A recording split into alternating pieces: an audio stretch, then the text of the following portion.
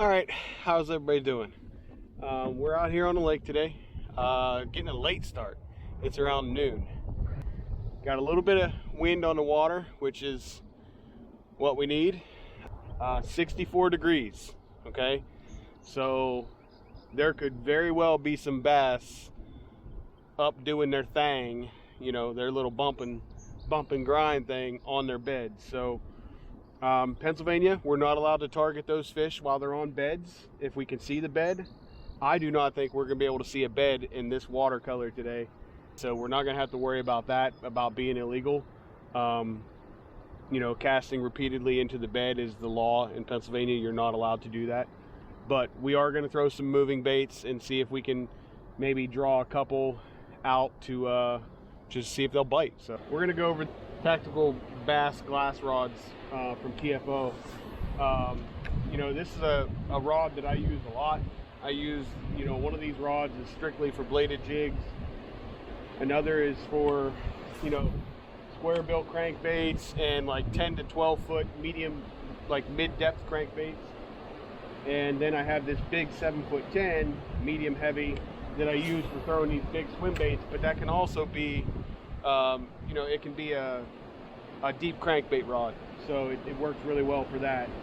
So we're gonna cover a little bit of that in depth and talk about why and what they are and why they're great. And hopefully you guys will see it as appealing and maybe go out and buy you a couple of them because they're freaking awesome.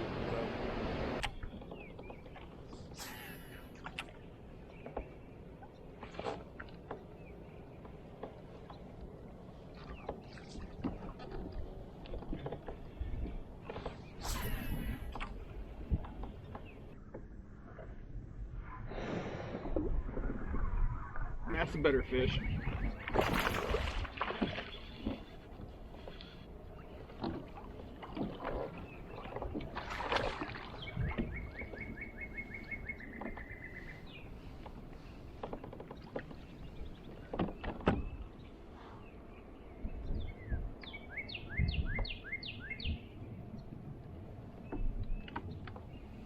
Not a bad one. All right. So we're going to talk a little bit about these rods. This is the Tempo 4 medium heavy glass composite rod. It is 60% carbon fiber and 40% glass. And the deal behind that is, you know, you get the moderate action. You get that deep bend with, you know, with a lot of beef to set the hooks in. But with the carbon fiber, what that provides is that provides that sensitivity that the glass lacks. And a lot of rod manufacturers have a glass rod, and you know, they're not as sensitive as these ones are. You know, the carbon fiber really plays a huge difference in that, with being able to feel and detect that bite. But you know, having the glass still allows that fish to completely consume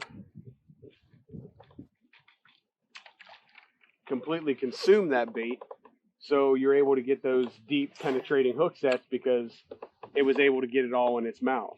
And one thing with reaction baits, a lot of people will throw a reaction bait like a chatterbait or a crankbait or something like that.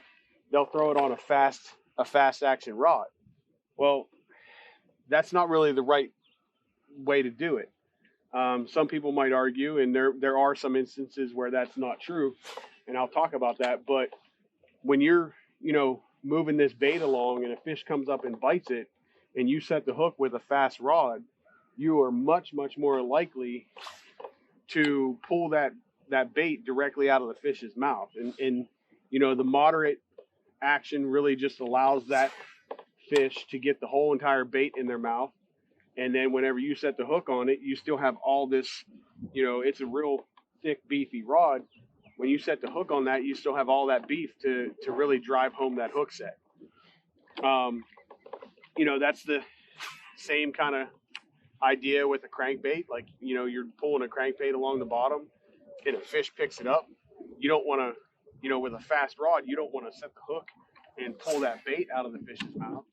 So, you know, that moderate rod allows it to kind of bow up, and then with the treble hooks, you know, having that real deep bend helps you land that fish, because that fish is not going to be able to rip holes in their mouth and pull that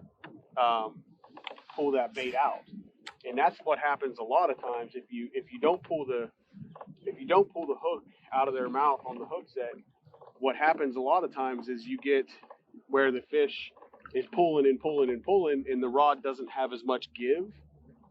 So what it ends up doing is stretching holes in the fish's mouth, which then in turn causes you to lose that fish on a jump or a head shake or something like that.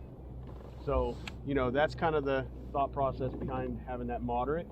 But the big thing with TFO that they do kind of, you know, I don't want to say unique, but different, is, you know, they're using that carbon fiber to really help you, like I said, with the sensitivity. The way this rod tip vibrates, you can really tell that it's not just a straight glass rod. So that's really kind of nice that they do that. So this one's the 7'4" medium heavy, and that's my bladed jig rod.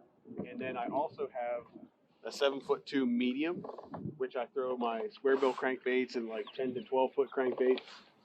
And sitting down here to my right, I also have the 7'10". It's a medium heavy power, but I use it for throwing my bigger swim baits as well as deep cranking rod. What I do for the difference is I just switch out the reel for a deep crankbait, and I put on a Corrado 200 with 14-pound fluorocarbon, and it's a 5-speed.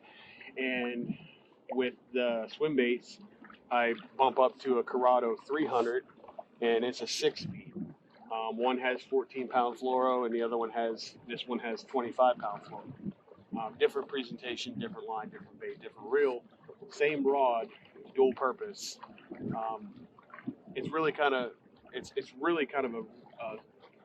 an awesome rod for crankbaits and swim baits, and it shouldn't be overlooked if you're trying to get into the swim bait game. Now, I wouldn't throw like an 8-ounce swim bait on it. That's not something I would do. But if you're talking like 2 ounces, something like that, I'm pretty sure it can handle that. So, don't forget their warranty. Lifetime warranty, no fault replacement. If you break it, pay a minimal fee. They replace it for you. If it's a break due to a manufacturer defect, it's covered for life. So don't forget that awesome warranty that TFO has.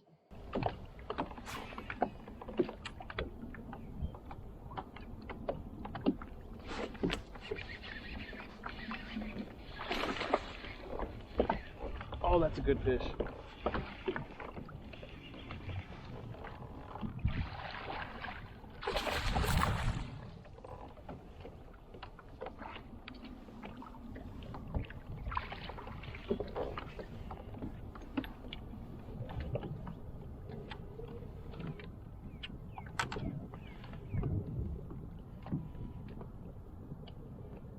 He hammered that thing.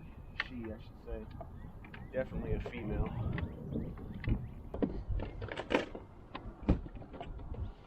That's a better one right there. So, big old girl. Pre-spawn. That's the kind we're looking for today. And I don't know if you've seen, but that rod bowed up.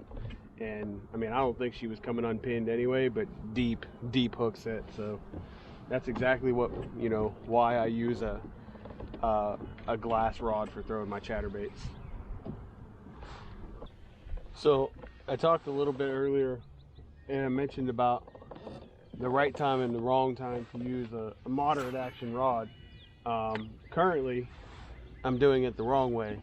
I'm fishing a little grass flat here, and the moderate rod, when you're ripping that chatterbait or whatever bladed jig you're using, when you're ripping it through grass, you know, that moderate rod kind of wants to bend and it doesn't want to pull it through, and you'll tend to get more grass hung up on it as you would if you were using a fast action rod, because when you pump that rod tip to bring it through the grass, like it just shoots right through the grass. That's when, you know, that's about the only time really that I would use a fast action rod while throwing a bladed jig of some sort. So, but I just wanted to touch on that before we finished up this video.